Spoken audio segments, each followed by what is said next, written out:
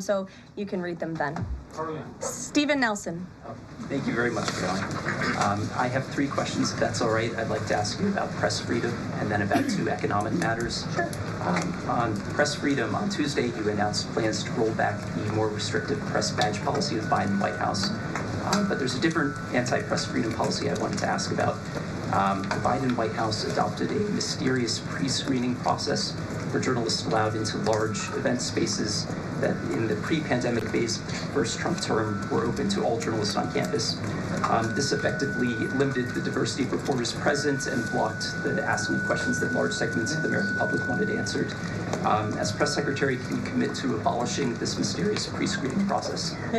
There were a lot of mysterious processes that my team and I have had to unravel over the past 2 weeks that were implemented by the previous White House and in particular the previous press shop here. And so I can commit to a greater access and transparency, which I believe we already have by ensuring that the 440 journalists whose credentials were revoked will be reinstalled. They will get their credentials if they wish to. We've also, of course, opened up a new seat to new media. And as far as open press events here at the White House, if we tell you it's open press, it's open press. So just to confirm, this pre-screening thing is something you're aware of and you'll work to undo to the maximum extent possible. When we say something is open press, it will mean it's open press. Economic matters, and I can just ask them both at once for you.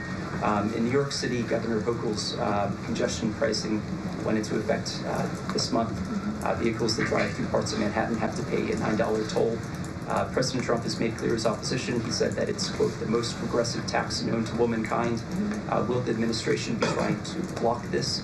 And the second question is, millions and maybe tens of millions of Americans who voted for President Trump were excited about his plans to do away with taxes on tips, overtime, and Social Security benefits. But there's uncertainty about the timing of this. So can you clarify for them when this is going to happen? And does President Trump want this to be in the first, all 3 of those in the first batch of legislation early this year? Well, to answer your question in one swoop, I will say that President Trump is committed to lowering taxes for Americans, cutting taxes for Americans. As for congestion pricing in New York, I do know that the president spoke with Governor Hochul about that. I don't have any, actions, so to speak, to read out for you on that issue today. Number 2, when it comes to no taxes on tips and Social Security, the president has made it very clear to our allies on Capitol Hill that is a critical piece of this reconciliation package, and he expects that his tax cuts from 2017, which put a lot more money back into the American people's pockets, those must be implemented, and no tax on tips. The president is intent on delivering on that promise, and he will get it done.